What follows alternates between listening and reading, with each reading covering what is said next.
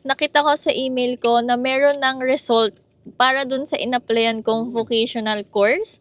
Ito na ang resulta in English translation. 1, 2, 3. Oh. Content of the document.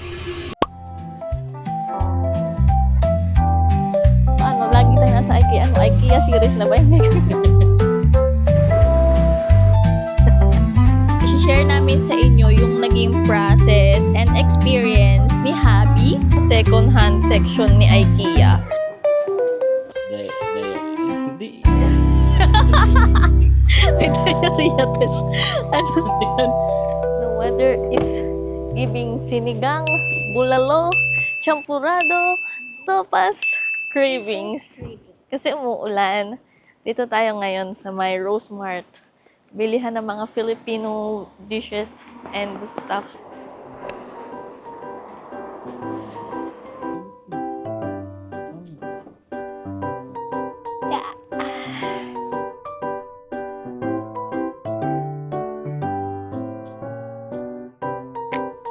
Ayan, pati chichirya, lahat nandito. So, ito yung mga pagkain na hindi nyo naman makita sa Asian store, no? Mga Filipino items is limited lang din. Pero, ano yan? Ba't may chokomani? May champurado na. Goldilocks na pulburon din. Wow, ang sarap. Magkano yan? 16. Oh. Ay, di mo to. Mahal naman. Oo nga, no? Ang onte. Next time na lang yan. Meron ding mga frozen. Longganisa, tocino, tapa. Uy, may hotdog, oh. Asa na? Ito yung itsura niya sa loob. Tapos, merong pinto doon. May buffet din sila dyan.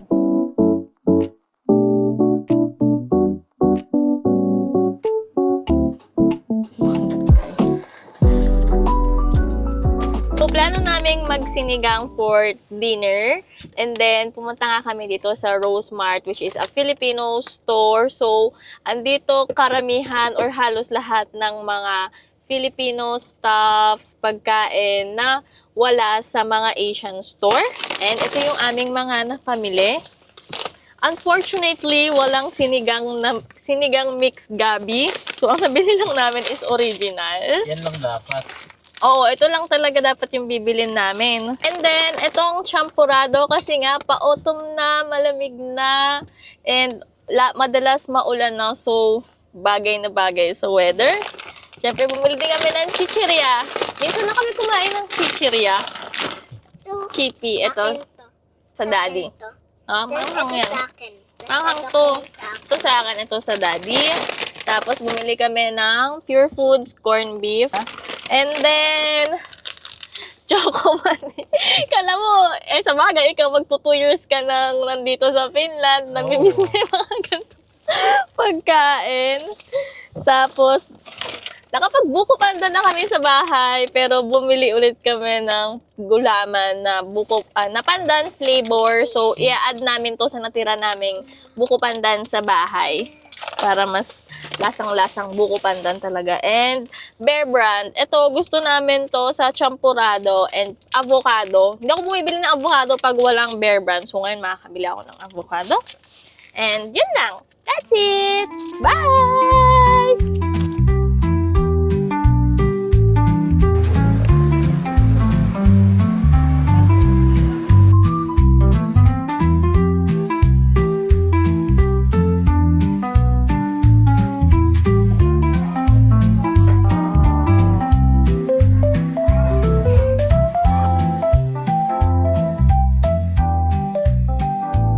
Dito kami sa Flying Tiger. Ang gusto ko talagang bilhin is coin purse. Pero mag-check din ako ng notebook para sa aking vocational course. Parang ito, bet ko to. Kasi sa school namin, parang nasanay na ako yung ginagamit namin, malaking notebook. Pero yung grid-grid yung loob. Pero ngayon parang gusto ko lang ng normal. Ay, ang ganda neto, no? Ang ganda pa ng papel. Hey. Carga oficial. Ay. Dito naman tayo sa Sinsay. Sana meron namang coin purse. Gusto ko sana kasi magpalit ng coin purse. Aesthetics of Sinsay. So, meron din mga gamit. Mura din kasi dito. And mga damit. Oh, ang cute. Autumn season is coming. Ang cute.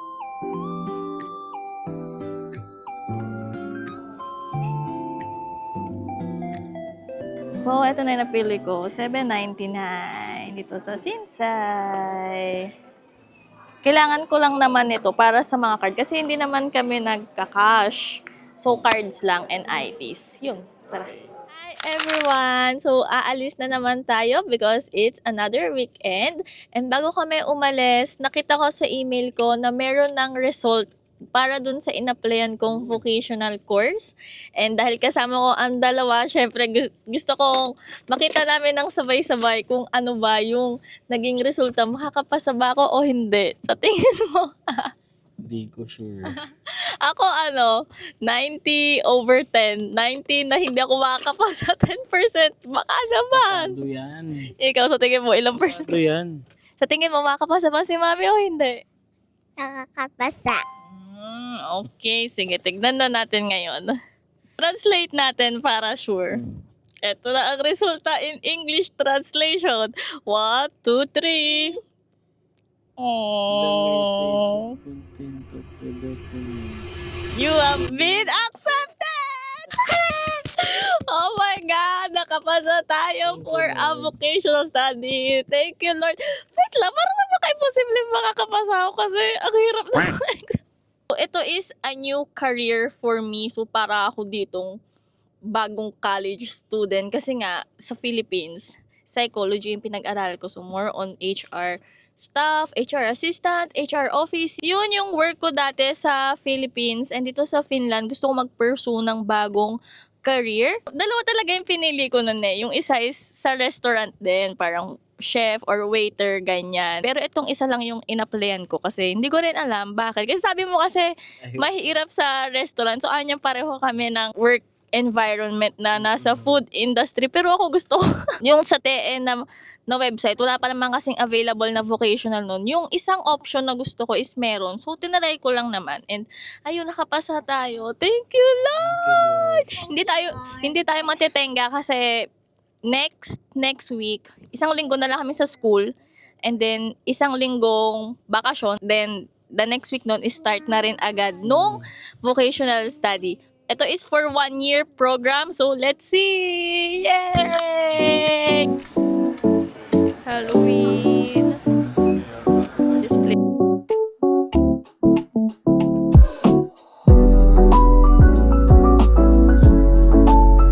Oh, ganda nito. Oh, daddy, yung lamp. Lucky.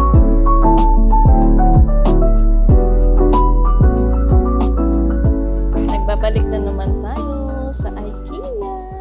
Lagi tayo nasa IKEA. IKEA series na ba? Hindi ko. Mamimili lang tayo ulit. Or magtitingin-tingin. Kasi mas malaki yung IKEA dito kaysa sa Expo. So, Pero mas maraming second hand dun oo, sa Expo. sa Expo. Doon na namin parang bago pa talaga. And ayan, may dala tayo ngayon pushcart. Ang laki-laki ng pushcart. Hindi naman namin alam kung ano yung bibilhin. Oo. Ang gusto namin hanapin kasi is timba. Meron ba nun dito? Tingnan natin. Pwede ba i-try? I-try mo muna kung malambot nga naman. Patingin nga. Uy, ang sarap. Parang ang sarap higaan. Una kang patayin niya. Oo. Dahil nakapasa na tayo sa vocational course, babalakaw mo niya na baunan. Ganito siguro. 3.99 siya, no? Kasi pwede siyang separate. Kuha tayo ng isa nito. Ang ganda naman nito. May kasama ng salamin. Tapos ano siya? Lalagyan ng mga accessories, no?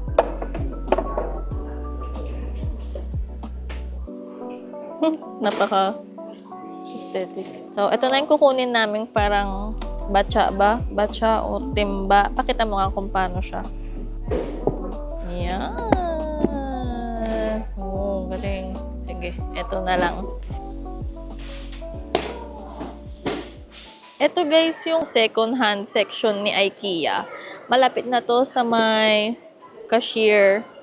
So, mag-check ulit tayo dito. Ang dami rin tao dun, oh. Ito yung mga sample ng second hand. So, ito siguro yung original price niya. 275 tapos 179. Ano? Ito. 24.99. Ano? Sa ganito namin nakuha yung bed nung Jonakas. Ito, ang ganda nito, oh. 55 na lang. Oo. Ang ganda. Second hand yan. Nakalagay. Pero dito rin sa IKEA. Meron din dito yung bed, oh, nung pangbata. 29 na lang. Extend din siya. Ay, ang ganda nito, oh. 599.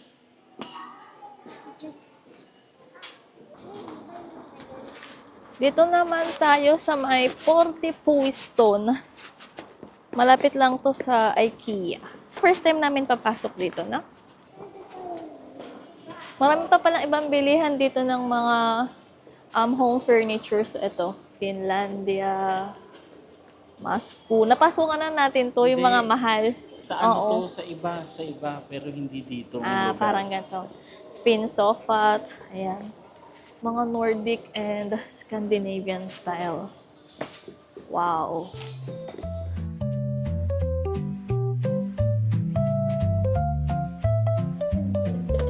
Marami din cute dito sa Tokmanni. 2 euro na lang, oh. Ito, ang cute. 8 euro. Ito, mga ribbon. Ay, wow. Ang cute na. So, tissue lang ang binili namin sa Tokmanni. Tissue. Puro tissue. Sino to? Si Scrub Dumpster. Scrub daddy. Dumpster. Duster.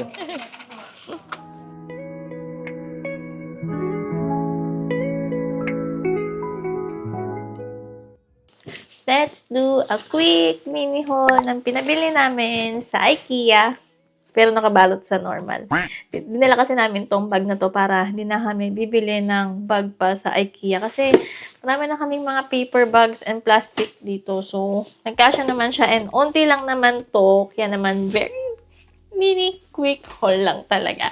So, first on our list, actually, hindi pala siya nasa listahan. Pero, bumili kami nitong bath towel ng bata. Kasi, yung towel na ginagamit niya is nung simula pa nung baby siya. And, dahil nga, medyo lumaki-laki na siya at ilang taon na din siya, bitin na sa kanya yung towel. So, naisip namin bilhan siya ng bago and malaki to. And naka-sale din siya 9.99 euro ata. Dating 19 point something euros. And then next, ang main reason bakit talaga kami pumunta doon is naghanap kami ng batsa. Ito siguro pwede na to.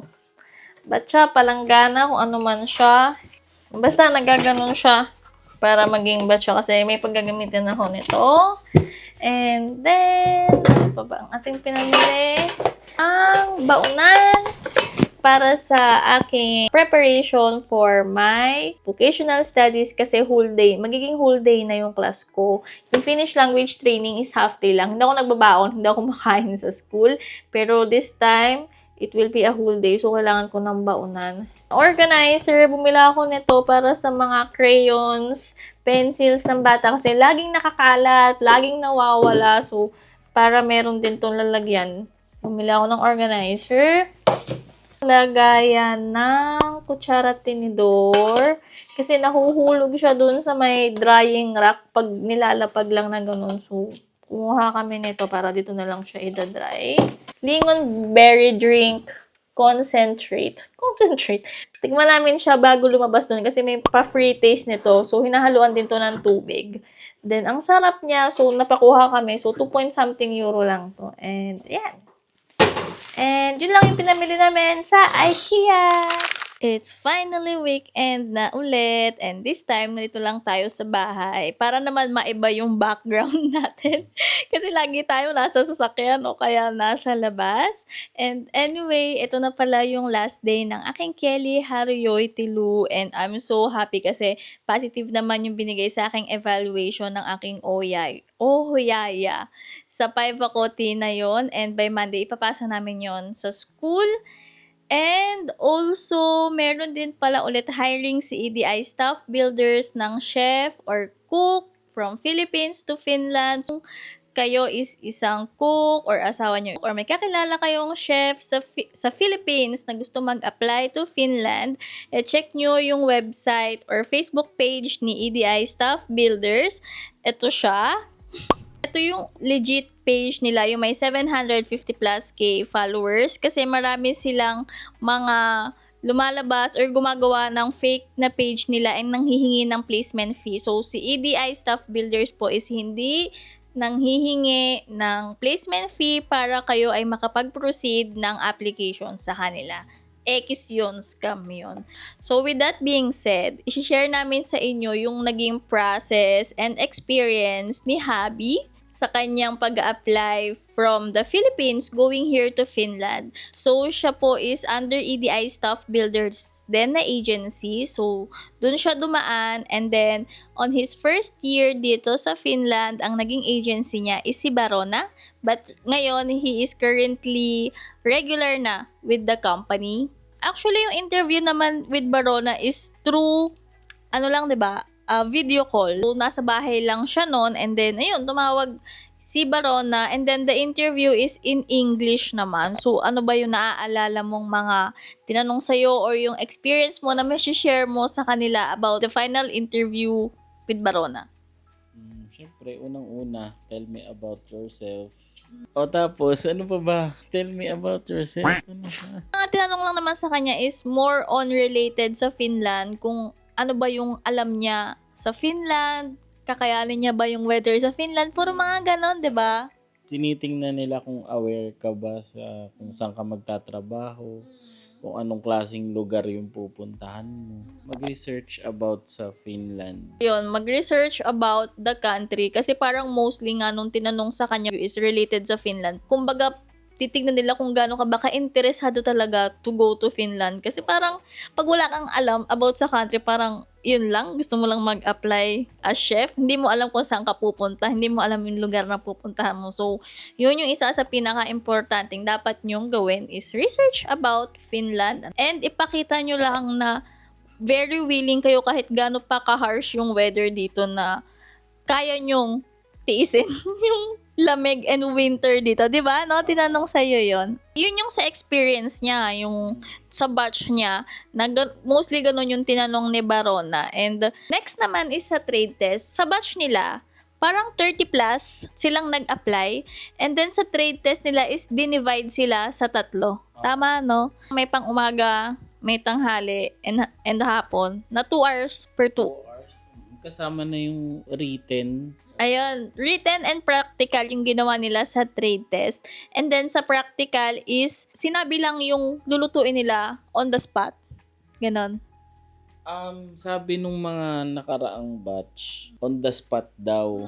Pero, bago mag-written exam, sinabi na kung ano yung lulutuin. Sinabi na sa inyo.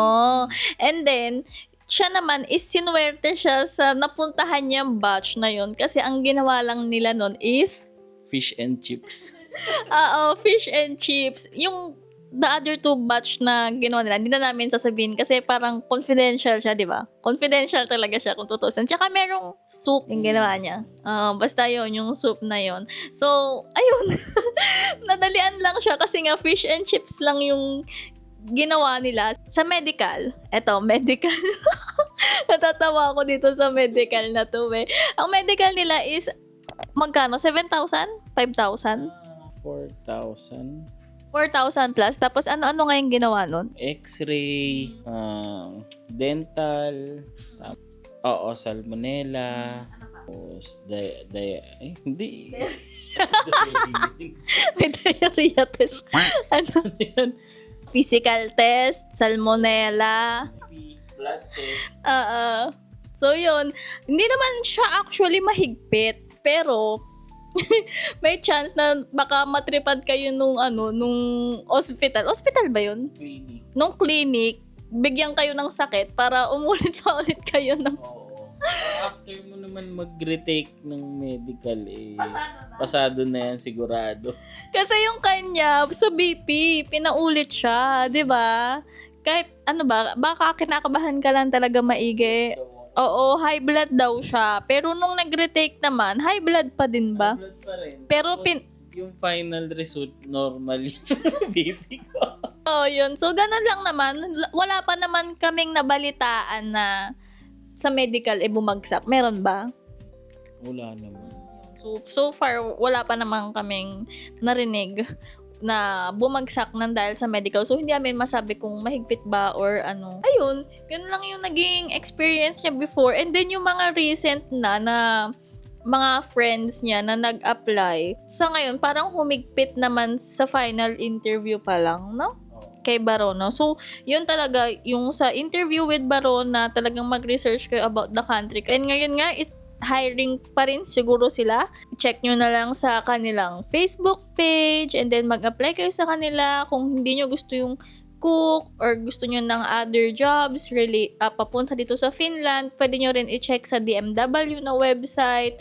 Government website natin sa Pilipinas na andun nakalista lahat ng legit agencies and hirings. Search nyo lang siguro yung country, Finland, ganyan, makikita nyo yan. So, yun lang. Bye!